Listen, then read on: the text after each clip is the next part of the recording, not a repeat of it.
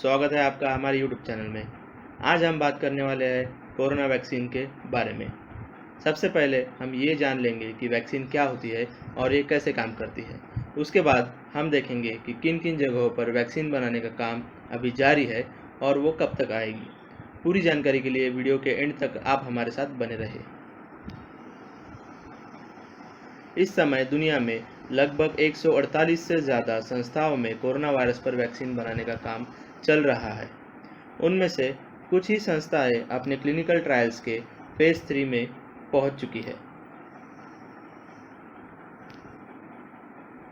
वो है यूके की ऑक्सफोर्ड यूनिवर्सिटी और एस्ट्राजेनेका कंपनी। उसके बाद आता है भारत की सीरम इंस्टीट्यूट, भारत बायोटेक और एम्स जो कि है all India institute of medical sciences Delhi. Russia के मॉस्को में, चाइना की कैंसिनो बायोलॉजिक्स नामक कंपनी में और NIH जो कि है नेशनल इंस्टीट्यूट ऑफ हेल्थ और मॉडर्ना जो कि है अमेरिका से। आगे बढ़ने से पहले हम ये देख लेते हैं कि वैक्सीन क्या है और ये कैसे काम करती है। वैक्सीन ये एक ट्रेनिंग कोर्स की तरह होता है अपने शरीर की रोग प्रतिकारक शक्ति बढ़ाने के लिए। वैक्सीन अपने शरीर को बिना नुकसान पहुंचाए वायरस और बैक्टीरिया से पहचान करवाता है। हमारा शरीर उस बनावटी वायरस को एक हानिकारक वायरस समझकर उससे लड़ना सीखता है। इसका मतलब जब अगली बार हमारा शरीर किसी असली वायरस के संपर्क में आता है तो वो लड़ने के काबिल होता है जो कि उसने बनावटी वायरस से पहले लड़कर सीख लिया था। इसे हम एंटीजन एंटीबॉडी रिएक्शन या फिर इंटरैक्शन कहते हैं। अब हम जानेंगे वैक्सीन कैसे बनाते हैं।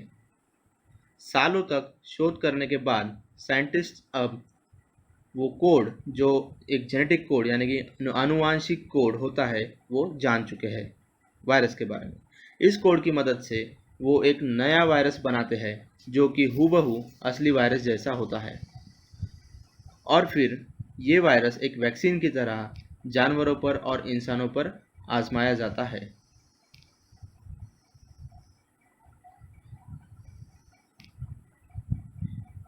एक वैक्सीन को बनाने में आमतौर पर 10 से 15 साल लग जाते हैं, लेकिन कोरोना वायरस की अगर हम बात करते हैं तो ये सिर्फ 1 से डेढ़ साल के भीतर ही तैयार होने की संभावनाएं है। तो ये कैसे पॉसिबल हुआ है, कैसे मुमकिन हुआ है, ये हम देख लेते हैं। सबसे पहले हम देखते हैं कि एक वैक्सीन को क्लिनिकल ट्रायल्स के 4 फेज से होकर गुजरना पड़ता है। इस दरमियान बहुत सी रुकावटें आती है, जैसे फंड्स की कमी होती है या फिर वॉलंटियर्स उपलब्ध नहीं होते हैं बड़े पैमाने में। लेकिन कोरोना वायरस के बारे में अगर हम बात करते हैं तो यहाँ हमें ऐसी कोई मुश्किल या फिर रुकावट नहीं है। कोरोना वायरस पर रिसर्च के लिए पूरा विश्व मिलकर काम कर रहा है। यहाँ ना तो हमें वॉलंटियर्स की कमी है ना ही फंड्स की।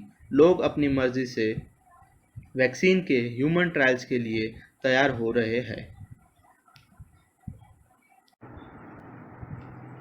अब हम बात करेंगे ऑक्सफोर्ड की वैक्सीन के बारे में। ऑक्सफोर्ड के जो शोधकर्ता है उन्होंने चिंपांजी कोल्ड वायरस की मदद से वैक्सीन बनाया है। जैसा कि मैंने पहले आपको बताया था कि एक वायरस की मदद से नया उसी के जैसा वायरस बनाया जाता है जो कि एक आर्टिफिशियल वायरस होता है। यह चिंपांजी कोल्ड वायरस की मदद से कोरोना वायरस के प्रोटीन्स को शरीर में इंजेक्ट किया गया है, जिसकी वजह से हमारा इम्यून रिस्पॉन्स ट्रिगर यानी कि शुरू होता है, जो बीमारी को फैलने से रोकता है और शरीर को हानि पहुंचाने से रोकता है। ऑक्सफोर्ड की ही तरह चाइना के कैंसिनो बायोलॉजिक्स नामक कंपनी ने वैक्सीन बनाया है, मगर यहाँ चिंपांजी कोल्ड वायरस की जगह ह्यूमन कोल्ड वायरस को, जो कि सर्दी जुकाम पैदा करने वाला नॉर्मल वायरस है, उसे इस्तेमाल किया गया है। यहाँ कुछ लोगों में ज़्यादा इम्यून रिस्पॉन्स देखने नहीं मिला है क्योंकि इंसानी शरीर ने ह्यूमन कोल्ड वायरस को पहचान लिया है। फिर भी इस वैक्सीन को मंजूरी दी गई है और शोध आगे बढ़ाया जा रहा है। अब जिसका पूरे विश्व को इंतज़ार है कि कब आएगी वैक्सीन, इसके बारे में क्या अपडेट्स निकल कर आए हैं देख लेते हैं। ऑक्सफोर्ड और एस्ट्राजेनेका के पहले 2 फेज सक्सेसफुल रहे हैं। तीसरा फेज क्लिनिकल ट्रायल्स का जारी है जो कि 50,000 वॉलंटियर्स पर किया जा रहा है। इस वैक्सीन के माइनर साइड इफ़ेक्ट्स है जैसे कि चिल्स मतलब ठंड लगना, मसल पेन मतलब मांसपेशियों में दर्द और बुखार, जो कि पैरासीटामोल लेकर कंट्रोल किया जा सकता है। ऑक्सफोर्ड ने ऐसा बताया है कि नवंबर तक वैक्सीन आ जाएगी। उसके बाद आता है विश्व का सुपर पावर अमेरिका, जो कि अपने 3rd फेज में जा चुका है, जहां 30,000 वॉलंटियर्स पर परीक्षण जारी है, जिसके नतीजे अगले 2-3 हफ्तों में आने की संभावनाएं है।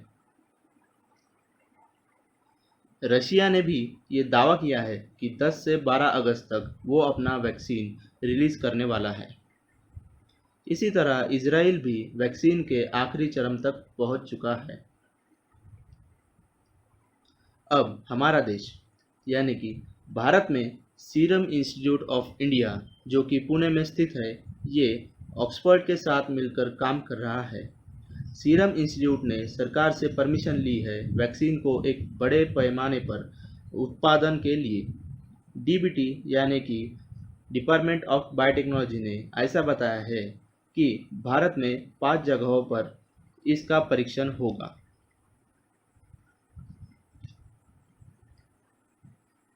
एम्स यानी कि all India institute of medical sciences Delhi, उन्होंने भी अपना पहला और दूसरा ट्रायल किया है जिसके नतीजे सामने आने के हैं।